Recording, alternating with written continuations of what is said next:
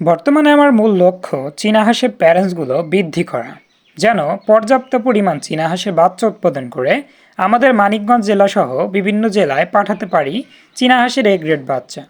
আসসালামু আলাইকুম এভরিওয়ান, আমি আসাদ মানিকগঞ্জ থেকে।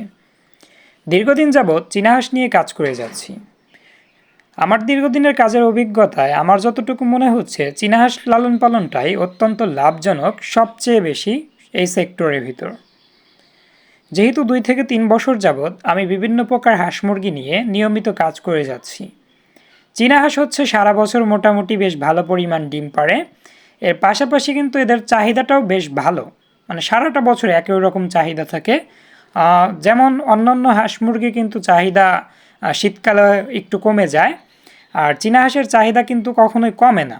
দীর্ঘ 2 বছর স্বল্প পরিসরে চীনা হাঁস লালন পালন করলেও চাহিদাটা কিন্তু আমি বেশ ভালোভাবেই লক্ষ্য করেছি। এখন আলহামদুলিল্লাহ আল্লাহ সুবহান তাআলা আমাদের অনেকগুলো প্যারেন্টস বাড়াতে দিয়েছে। তবে এতগুলো প্যারেন্টস দিয়েও কিন্তু আমাদের যে পরিমাণ চাহিদা সেটা কিন্তু কভার করা কোনোভাবেই সম্ভব হচ্ছে না। আমরা হয়তোবা বড়জোর 1/3 অর্ডার নিতে পারি, মানে এর বেশি অর্ডার নিতে পারি না। সো আজকে আমাদের একটা চীনা হাঁসের বেশ কিছু ফুটফুটে সুন্দর বাচ্চা বের হয়েছে। আর বাচ্চাগুলো দেখে আপনারা আসলে বুঝতে পারবেন না এগুলো মাত্র 1 দিন বয়সের চীনা হাঁসের বাচ্চা, কেননা সবগুলো বাচ্চা সমপরিমাণ শক্তিশালী হয়েছে। ইনকিউবেটরে বেশ কিছুদিন আমি বাচ্চা উৎপাদন করে দেখেছি, মানে হ্যাচিংটাও মোটামুটি খারাপ আসে বলা যেতে পারে। এর পাশাপাশি বাচ্চাগুলোর কিন্তু এরকম গ্লেজ থাকে না, মানে ন্যাচারাল হাঁস দিয়ে ফোটানো বাচ্চার যেরকম আপনার গ্লেজ থাকে, শক্তিশালী থাকে। ইনকিউবেটরে ফোটানো বাচ্চা দেখা যায় অনেক সময় পা বাঁকা, ঘাড় বাঁকা। আর মূলত হাঁস দিয়ে ফোটানো বাচ্চা কিংবা মুরগি দিয়ে ফোটানো বাচ্চার কিন্তু এরকম সমস্যা আমি ফেস করছি না। আর এগুলোর চাহিদাটাও কিন্তু বেশ ভালো, মানে এই বাচ্চাগুলো আজকেই ডেলিভারি চলে যাবে। হয়তো বা পরবর্তী কোনো ভিডিও বা ব্লগে আপনাদের সঙ্গে আমি শেয়ার করব, মানে ডেলিভারির বিষয়টা। এই বাচ্চাগুলো মোটামুটি আজ থেকে 15 দিন আগে আপু আমাদের কাছে বুকিং করে রেখে দিয়েছিল। আজকেও আপু আমাদেরকে বলছিল টোটাল যেন আমি 30 পিস বাচ্চা দিই। আর মূলত আমরা একটা চীনা হাঁসকে সর্বোচ্চ 18 থেকে 19 পিস করে ডিম বসায় দেই। আর সেখান থেকে মূলত 14 পিস, 15 পিস কিংবা 13-14 পিস এরকম বাচ্চা বের হয়। দেখেন বাচ্চাগুলোর গ্রোথ দেখেন এবং কালারটা দেখেন।